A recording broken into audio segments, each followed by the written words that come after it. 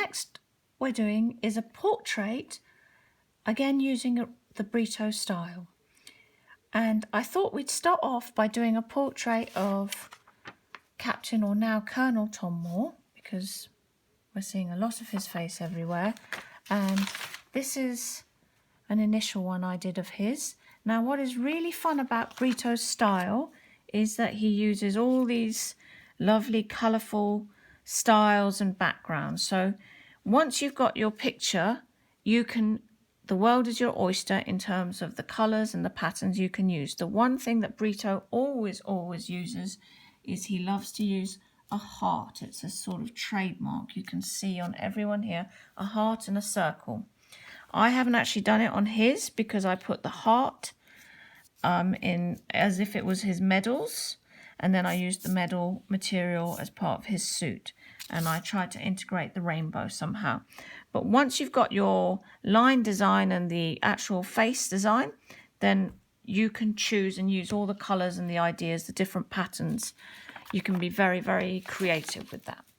So we'll start off by doing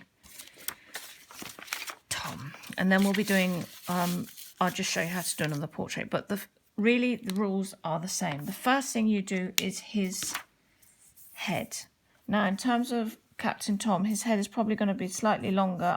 This is about my third attempt because I keep making him a little bit too square, and even in the one I have made, I probably could have made his head a bit longer. He's a bit more ovally. Yes. So let's see if we can do that with this one. See if my director approves. Right, next thing is you straight away, once you've got your sort of oval shape, you divide your face into quarters. And the eyes will sit just above this line here.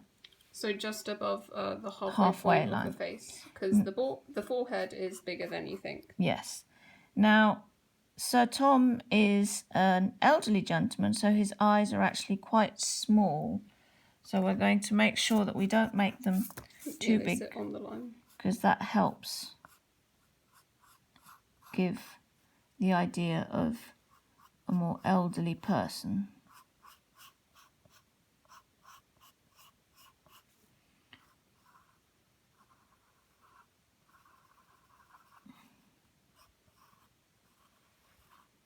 Make sure the iris goes right to the edge, and then you've got your pupil. In terms of the nose starts just above the eye, and you can just do a line that comes down, and it comes down to about halfway. So it comes down to here. And then you've got a line there, and then you do two C's.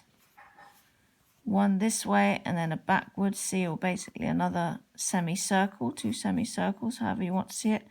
And it's almost like a little bridge shape. Yeah? And then your mouth is going to go halfway here. Now, I struggled to make sure that he looked happy. So what I found is it's easiest to do the bottom lip first, so that I make sure that I get that dip.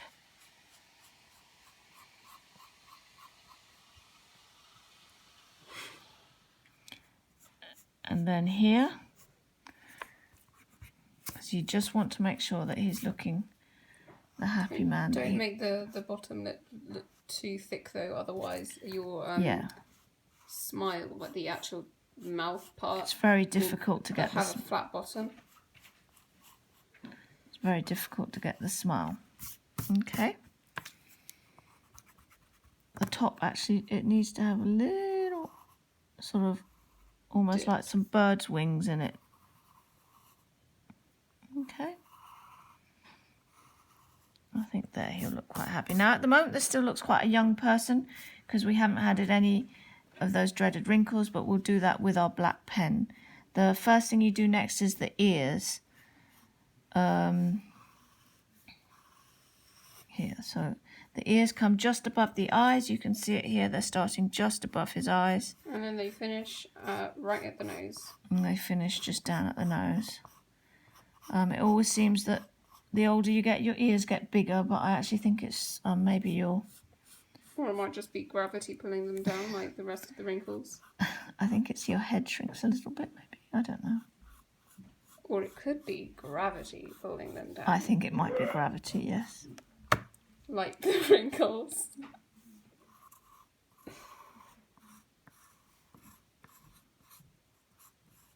Oops. Anyway, I wouldn't fuss too much about the shape of the ear because with the pen we go over it. Right. I'm actually now going to use the pen and then I'm happy to use the pen now and then add the wrinkles in with my pen. I'm not going to go across this line with the ears because I'm not going to make it a full line. So I'm going to start by doing the eyes.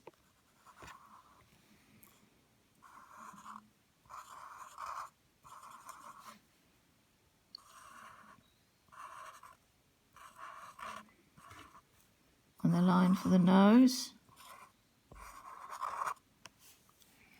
And then I'll do the shape of his head.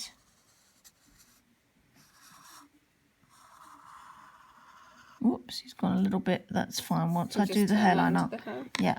Don't worry about something like that because you'll just fix it with making it the hairline.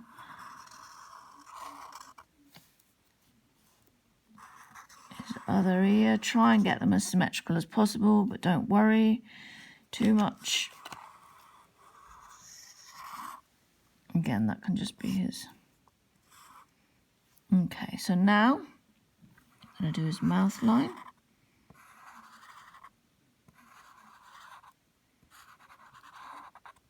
The dip. So at the moment we've got a lovely looking young person, well maybe debatable. A young looking person with overly large ears. Yes. But you'll see in a bit that it will become someone who's a little bit older because we're straight away going to start. So this I'm going to make part of his hair. So he doesn't have much hair. So the way Britto does, he doesn't have but Einstein hair, he's got more this sort of hair, but I say even this gentleman had more hair. So the way Britto does his hair is he gives it quite a... thick shapes. Yeah. Rather than strands of hair, they're sort of divided into lots. Yeah. And then you just give some shapes that you want. So you could do however you want it.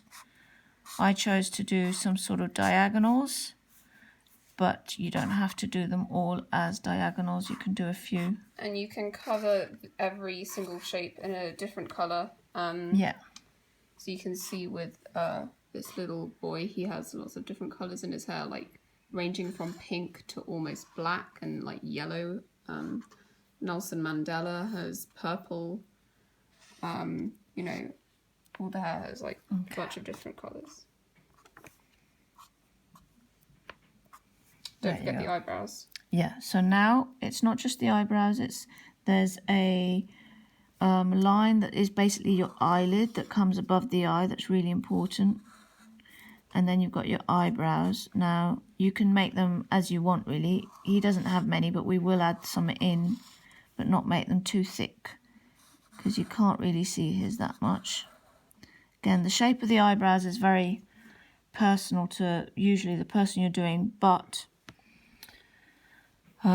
if it was a woman, for example, you'd probably make them slightly more softer and curved. So now we're going to start these wrinkles and transform this into a much more Don't focus too much on the little wrinkles. Like, look at the big ones first, because they're going to make all the difference. Right. So, like, the ones here that come down in a sort of his nose, like dip, and then past his mouth.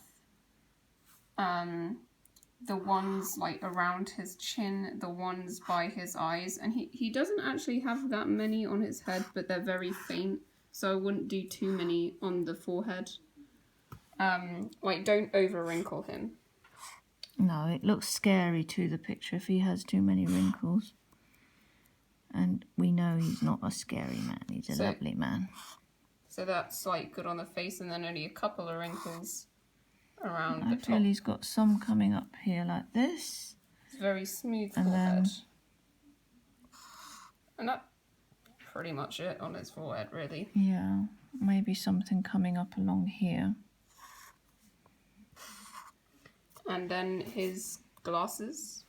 Yeah, so this is quite important. So if you look at Britto, he actually, I'm not sure if anyone, yeah, he sort of accentuates the glasses. So the shape of the gloss, I'm just going to quickly do them in pencil so I don't.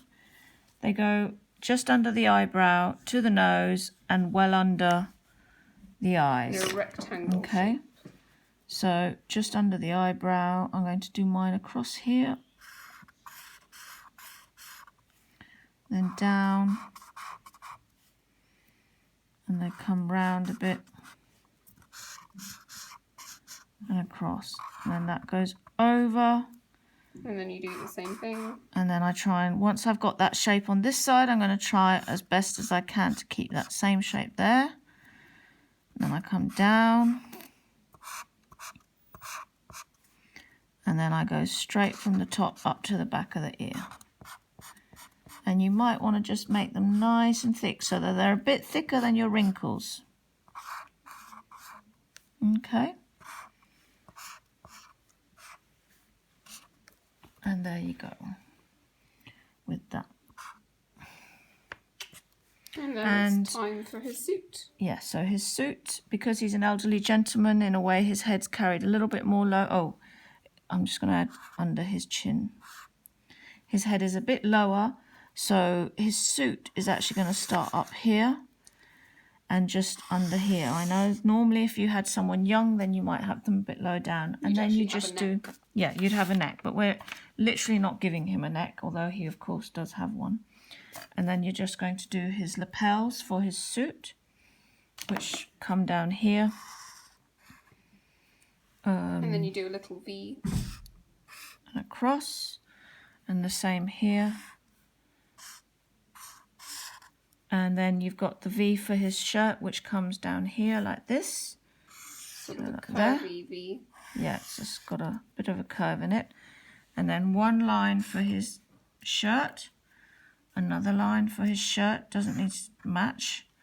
And then the tie, which is this sort of shape here. His tie is a bit wonky. It's a little bit wonky, which is lovely. And then you just give it these sort of lines, the stripes, which don't follow the same way, just because obviously it's been tied. Vertical. Like that. Okay, now how you design his, I haven't put the heart on him because I just find with all his wrinkles there's a lot going on there myself. But you can put a heart. But you can if you want to put a heart here. I just wouldn't put it on his forehead, but you could definitely put a heart, maybe do a heart. You could maybe turn this wrinkle into a heart. And then you can choose the style. Look, he's got a really eclectic style, Brito. It's lovely, happy style. So loads of bright colours. Yeah. You know, like big spaces of colour, loads of different shapes, stripes and spots and contrast. You know, you've got like sort of bluish tones right next to yellow. You know, they're very opposite colours. And then his mouth, so I'm just going to add something here. Do what you want with them. Yeah. Go abstract with the background. Doesn't have to be, you know, like the photo. Like So photo Tom Moore has a nice blue suit.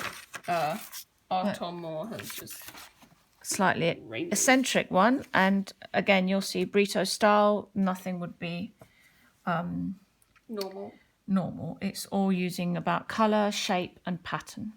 Enjoy.